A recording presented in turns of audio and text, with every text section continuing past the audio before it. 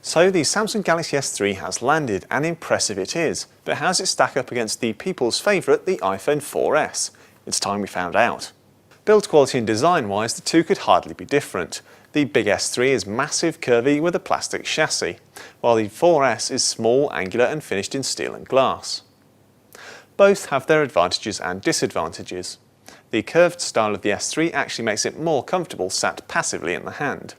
But once you start doing anything, the size of the S3 becomes an issue. Holding it in a normal, comfy position, it's a struggle to reach even half of the screen, whereas the iPhone puts the whole lot within easy reach. As such, you often have to use a second hand to get things done. This is fine in many situations, but is a pain if you just want to check the footy score while holding a pint in the other hand. But when it comes to things like watching video or playing games, the big screen of the S3 really comes into its own.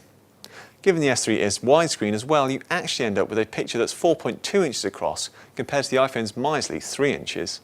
The S3 also has an advantage thanks to its AMOLED display technology. Thanks to its lack of a backlight, this produces deeper blacks and greater contrast than the IPS screen of the iPhone, and lends itself perfectly to dark and moody videos and games. Its sheer size is also much better for web browsing. That said, the iPhone 4S's screen is still much sharper, produces more natural looking colours, and is brighter too, so is better for outdoor use. The other big hardware differences are revealed when we turn the phones over. The back of the S3 peels off to reveal the battery, SIM slot and expandable storage in the form of a microSD card slot.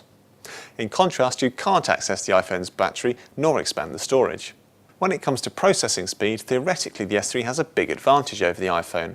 The S3 is quad-core compared to the iPhone's dual-core, and in benchmarks it annihilates the 4S. But in use, both feel very snappy, and actually some games look and run better on the 4S. This really highlights how so much of what makes current phones great is their software, not hardware. That said, the S3 is noticeably faster at rendering web pages. Speaking of software, the 4S runs Apple's iOS operating system, while the S3 uses Android. There are far too many differences between the two to cover here, but a couple of the key ones are that Android lets you add widgets to your home screens, it has a separate apps menu, whereas the iPhone keeps all apps on the home screens, and crucially, you can heavily customize Android. From adding a different keyboard to completely changing the firmware, it's not always easy, but you can in theory make an Android phone do whatever you want. And its two most lauded features are that you can simply drag and drop files onto your phone, without the need for any extra software like iTunes. And the web browser supports Flash video, so you get a full web experience.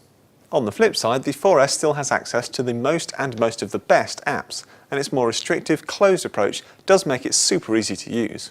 Getting back to the hardware, both phones offer similar quality 8-megapixel cameras, but differ greatly in how you can use them. The 4S provides a hardware button for taking your shots, but the app only has options for a grid to line up your shot and a very good HDR mode for bringing out greater dark and light detail.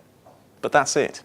In contrast, the S3 has a wealth of options, including a rapid-fire burst mode, smile shot for grabbing a snap when you smile, a panorama mode, and much more. It also has a much more powerful flash, but it doesn't have a hardware button, so you have to use the on-screen shutter button. All told, these are two very different phones that will probably suit two very different people. The S3 is great as a one-stop solution that serves as your primary portable media player and tablet replacement as well as a phone. And it has plenty to tailor for tinkerers. Meanwhile, the iPhone 4S is better at being a pure phone that sits alongside other gadgets like a tablet or e-reader. It's simply easier to use and handle. Perhaps the key thing to take away from this is that neither yet feels perfect. The iPhone is beginning to feel a little cramped, while the S3 seems excessively large. Roll on the iPhone 5 and Galaxy S4.